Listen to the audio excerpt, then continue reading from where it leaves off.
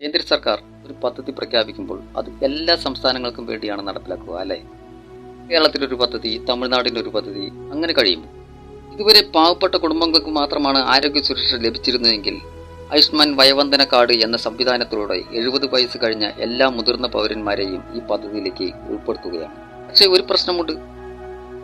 പ്രശ്നം എന്താണെന്ന് ഈ സർക്കുലർ വായിച്ച് കേൾക്കുമ്പോൾ മനസ്സിലാവും. കേരളത്തിലെ ഒരു മെഡിക്കൽ കോളേജിന്റെ സർക്കുലറാണ്. ഇതൊന്ന് കേൾക്കൂ, എന്നിട്ട് ബാക്കി പറയും.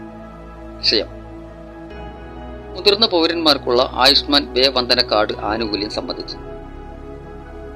ആയുഷ്മാൻ ഭാരത് പ്രധാനമന്ത്രി ജൻ ആരോഗ്യ യോജന പദ്ധതിയുടെ ഭാഗമായി 70 വയസ്സും അതിനു മുകളിലുമുള്ള മുതിർന്ന പൗരന്മാർക്ക് സൗജന്യ ചികിത്സ ലഭിക്കുന്നതിനായി രൂപീകരിച്ച ആയുഷ്മാൻ വയവന്ദന കാർഡ് പ്രകാരം ആനുകൂല്യം ലഭിക്കുന്നതിനുള്ള നിർദ്ദേശം സ്റ്റേറ്റ് ഹെൽത്ത് ഏജൻസിയിൽ നിന്നും ലഭ്യമായിട്ടില്ല.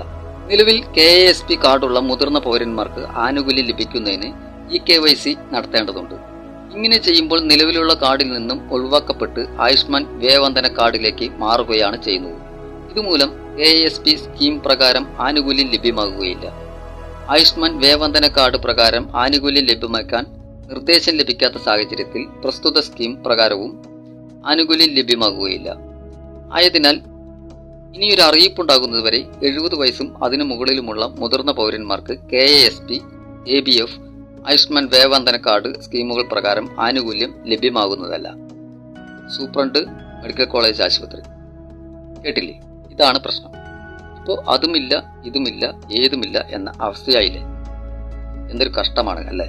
പ്രായമായവർക്ക് ഇങ്ങനെയൊരു സൗകര്യമുണ്ടായിട്ടും അത് അനുവദിച്ചു കൊടുക്കാൻ കഴിയാതെ വരുമ്പോൾ പണമില്ലാത്തതിന്റെ പേരിൽ അവരുടെ ജീവൻ നഷ്ടപ്പെടുന്ന സാഹചര്യമുണ്ടായി. അതിന്റെ ഉത്തരവാദിത്തം ആർക്കായിരിക്കും?